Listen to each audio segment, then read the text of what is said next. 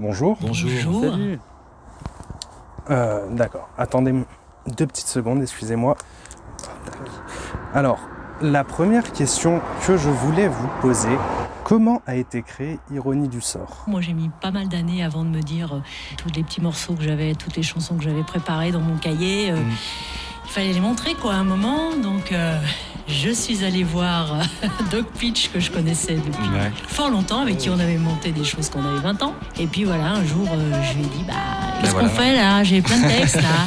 Ah oui, Missache est venue, ça remonte à 2017 maintenant, avec ses textes, elle les a montrés, elle a dit voilà, j'aimerais monter un truc, j'aimerais les mettre en musique, j'aimerais qu'il y ait un son un peu électronique là-dessus, et comme tu as ce qu'il faut a priori, essayons.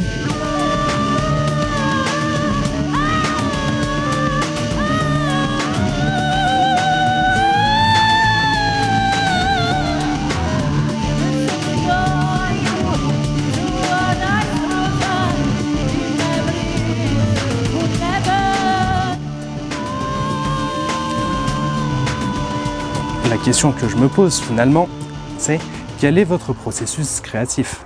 Au début, je crois que j'ai amené les textes bruts de décoffrage, et puis on a commencé surtout par des choses rythmiques, parce que j'avais des idées rythmiques surtout. Oui. On part souvent du rythme et de la scansion du texte, du rythme du texte. De vraiment comment ça va s'articuler. Mais de plus en plus, j'amène maintenant des harmonies dessus. Ce qui est intéressant, c'est quand on fait des sessions, on va dire, de création, appelons ça comme ça, c'est vraiment un dialogue entre la voix et la machine, c'est-à-dire que Miss H propose une mélodie, un tempo. On cherche une piste de batterie, par exemple, qui s'accorde, qui a une certaine couleur, et du coup, ça inspire une deuxième voix en retour, et puis tiens, il faudra une basse un peu grasse. C'est vraiment une interaction entre les deux. Mais pour répondre à la question, effectivement, les textes sont toujours préexistants. Il y a souvent un embryon d'idée musicale qui est amené par la créatrice des textes.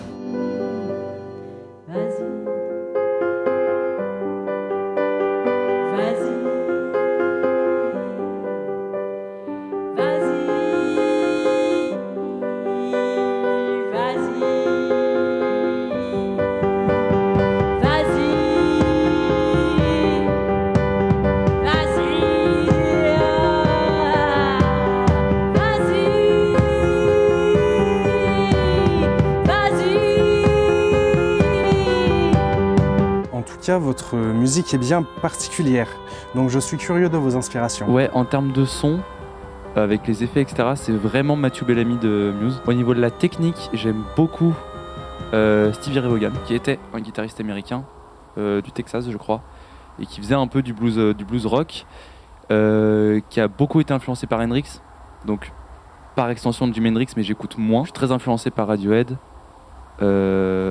Nirvana pour les trucs un peu crus. Moi, je suis de la génération Depeche Mode, voilà. En ce moment, je crois qu'on vit, quand je dis en ce moment, c'est depuis une dizaine d'années, on vit un espèce de renouveau du synthé. On trouve des synthés avec des sons vraiment mythiques à des prix accessible, on va dire. Ouais. Et c'est pour ça aussi qu'il y a un grand retour de ces sonorités synthétiques. Et là, je me fais plaisir à presque 50 ans d'avoir des joujoux que je rêvais d'avoir quand j'en avais 16. Quoi. Ouais. Ça y est, ils sont accessibles maintenant. Solo. Pourquoi pas ?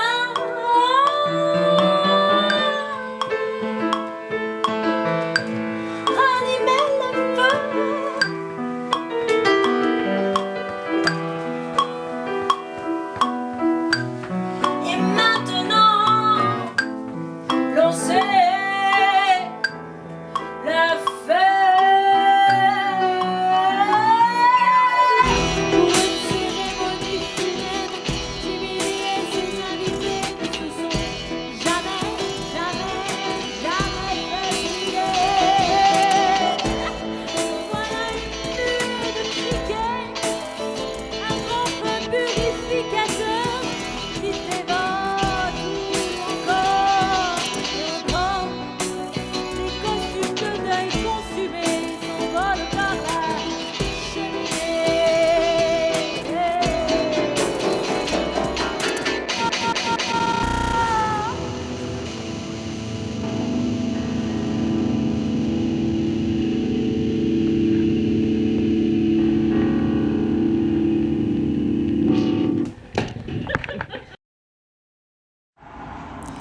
Très bien. En tout cas, merci à vous pour toutes vos réponses et je vous dis au revoir. Merci, Au revoir, bientôt.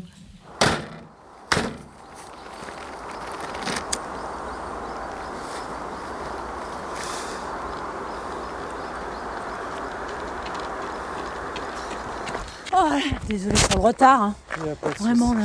souci. Du coup, tiens la caméra. Ah, super. Et tu fais pas l'interview? Oui, déjà fait. Ah, super. Vraiment génial. Alors, tu me sauves la vie là, vraiment. Il n'y a pas de souci. Ok. Je dois combien? 50. Ouais, ok. Ah, ben c'est tout ce que j'ai. Désolée. Tu pourrais dire merci quand même.